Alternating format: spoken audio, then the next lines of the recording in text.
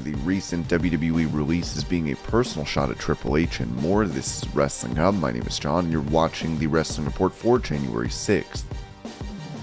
Before we get into the rest of the video, make sure you subscribe to Wrestling Hub and turn on all notifications to stay up to date with everything in the world of pro wrestling. Also, don't forget to follow us on Instagram at Wrestling Hub Official, and also follow us on Twitter at Wrestling_Hub.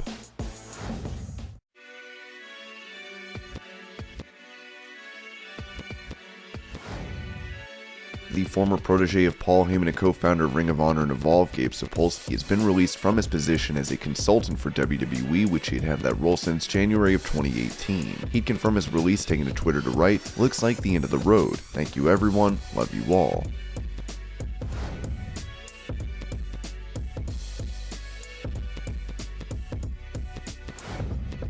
Following his release from WWE yesterday, Dogg commented on him being cut from the company, saying this on Facebook: "Guys, I'm doing well, and I thank you for all the love. I'm gonna take a few days for myself and process this. God is still on the throne and will provide. It's just business."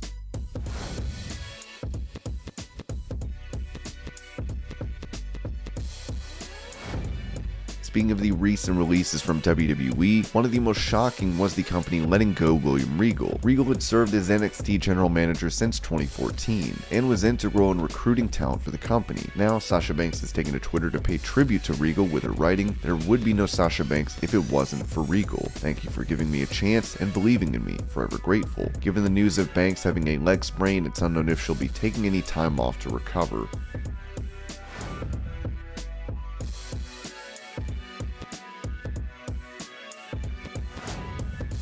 After Roman Reigns pulled out of the Day 1 pay-per-view due to being COVID positive, Brock Lesnar would be added to the WWE title match of the event and would end up winning the belt. This has many excited for a dream match between Lesnar and Bobby Lashley. Last year, it was reported by the Wrestling Observer newsletter that both Lesnar and Reigns were making no less than $5 million annually with WWE. As Ric Flair took to his podcast to defend the Beast making so much money, they like to believe in somebody. I mean, as a babyface, you can look at Brock Lesnar, not only because he's a phenomenal athlete, you know when he's gonna kick someone's ass, and that's what the fans like. You look at Brock and he's real, Roman Reigns and he's real, you look at Randy Orton and he's real. These guys are big, muscular, they're larger than life. So when people are complaining about him getting paid a lot, don't make it no mistake. The fact that he earns it and he deserves it.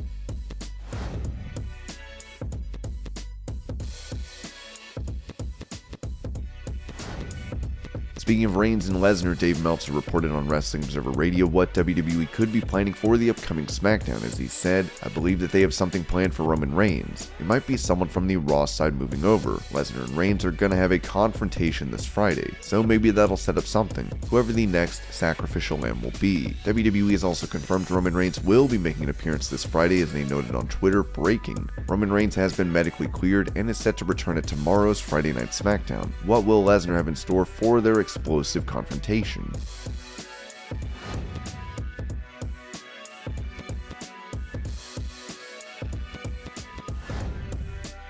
With Yahoo Sports, Eddie Kingston, known for his immense abilities on the microphone, talked about wanting to bring reality back to pro wrestling with his promos. "I feel like if I have to discuss the segment or match with you, we're not going to have a good time. I like to react to things, moments, people, and I like whoever is working with me to do the same. If we're not having a good time in the ring, then the most important people, the fans, aren't going to be entertained. Let's try and bring a little bit of reality back to pro wrestling." Kingston is in a feud with 2.0, with Chris Jericho now getting involved.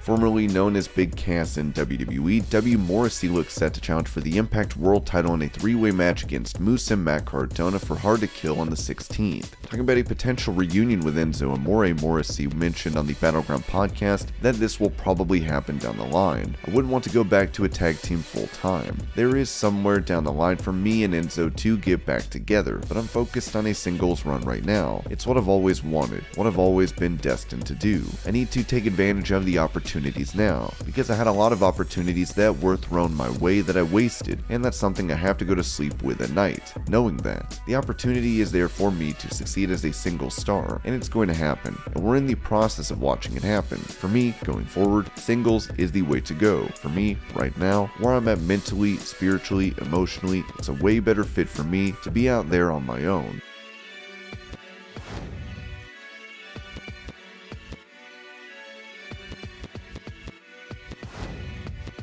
During a WCW match at Starrcade 99, Goldberg would hit Bret Hart with a stiff kick to the head, which would ultimately end the in-ring career of the Hitman. Despite this, Ric Flair would note on his podcast that Goldberg was safe to work with. Well, to me, he was very safe. I have been kicked in the head by him too. Everybody is going to get kicked or hit in the head, so what may have affected Bret unfortunately did not affect me. Wrestling is a very physical, tough sport. When people don't understand that, it's ridiculous, because no matter whether it's choreographed or not, these kids put their bodies on the line every day.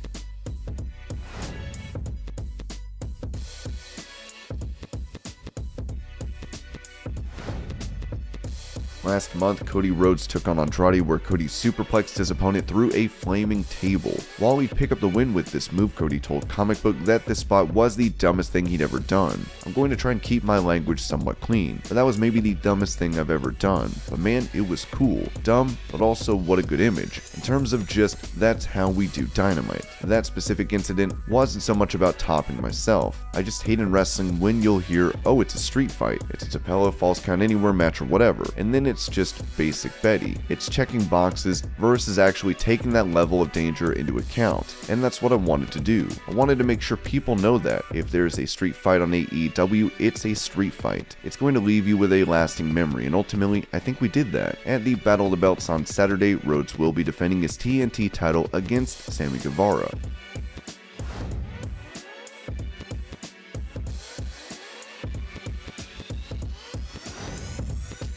When AJ Styles won the WWE title from Jinder Mahal on an episode of SmackDown, it was a great moment for fans. This would lead to Styles facing off against Brock Lesnar at Survivor Series in a champion versus champion bout. Dave Meltzer talked about this on Wrestling Observer Radio, noting that the original plan was for Mahal to be champion at the pay-per-view and face Lesnar. Talking about AJ winning the title from Mahal, Meltzer said, "You know why they did that? Because Brock did not want to work with him."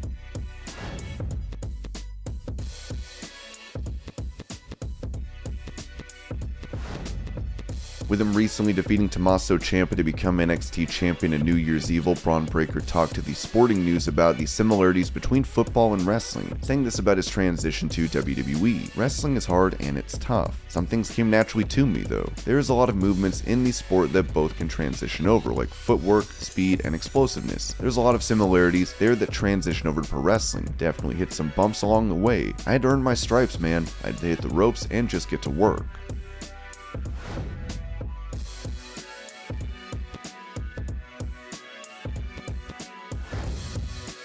For last night's Dynamite, Rey Fenix would be put through a table by Luchasaurus, which would lead to Fenix injuring his arm. Talking about the injury, it was noted on Wrestling Observer Radio that Rey will likely need surgery. I saw it and I was like, I can't even rewind it. Then they showed a replay. So horrible. Gruesome injury. He was taken to the hospital. I was told the feeling was he's probably going to need surgery. Meltzer would speculate that it could have been a dislocated elbow, as we wish Fenix all the best in his recovery.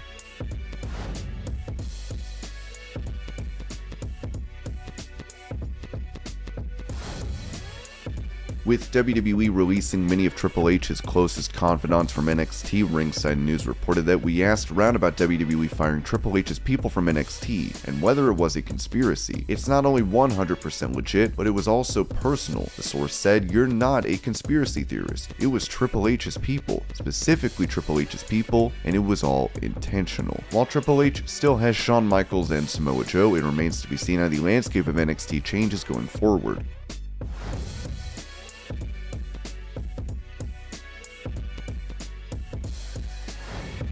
After being relieved of his producing duties on NXT, Ryan Katz, who had been with WWE since 2012, reacted to his release on Facebook. In early 2012, I was offered a talent contract with WWE. My dream had come true. The day after FedEx arrived with my paperwork, the guy that hired me was fired, and another day later I read that FCW was shutting down. Having experienced something like this twice in my past, I wasn't feeling too optimistic about my future in WWE. Upon graduating college, I was very close to getting a job with WCW on their internet and hotline team, but the lady that was hiring me was transferred out of WCW, and the opportunity went away. I was also supposed to be a contestant on Deal or No Deal back in the day, but my hiring producer was fired, and again the opportunity did not come to fruition. So this was something I was familiar with, and while waiting for my medical testing date, I received the 203 call that led to my contract offer being rescinded. I had to keep working harder. Fast forward to June 2013, and I was brought in as the first employee of the new WWE Performance Center, and to be a protege and apprentice to Dusty Rhodes. My run at WWE was extraordinary. The talent I worked with, the cultures I learned from, the international travel, friends, creative work, passion, dedication, and sacrifice have all allowed me to live my life with a smile on my face and love in my heart. I love the people. I love supporting the talent, helping them make their dreams come true, sticking up for them and giving them a voice when theirs wasn't being listened to. I loved improving people's moods, giving them confidence, and in many cases taking them off the metaphorical edge and easing their mind so they could do what they were meant to do.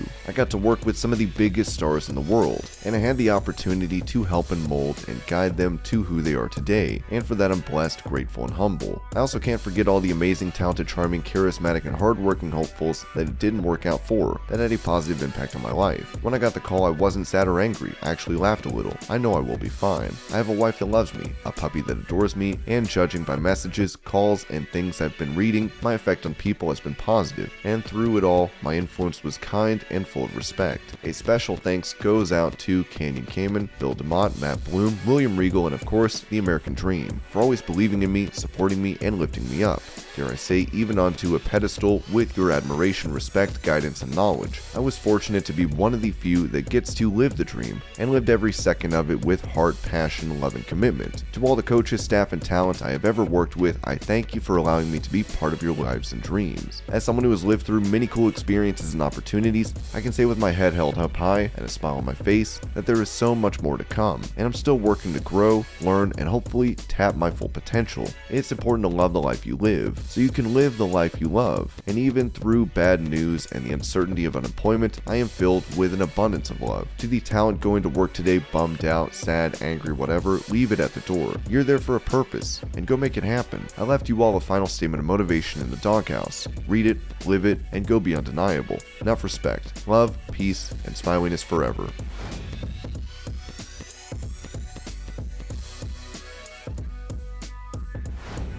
Along with his brother Road Dogg, longtime referee and backstage hand on NXT, Scott Armstrong was let go after 15 years with WWE, as he released this statement. Losing a good gig is never easy, no matter what the occupation. Sometimes you just gotta get back to basics. Thank you for all the well wishes from everyone. I just need a click to reset. Oh, and Sean Ross Sapp saying I'm 62? Come on, I'm a really young 60.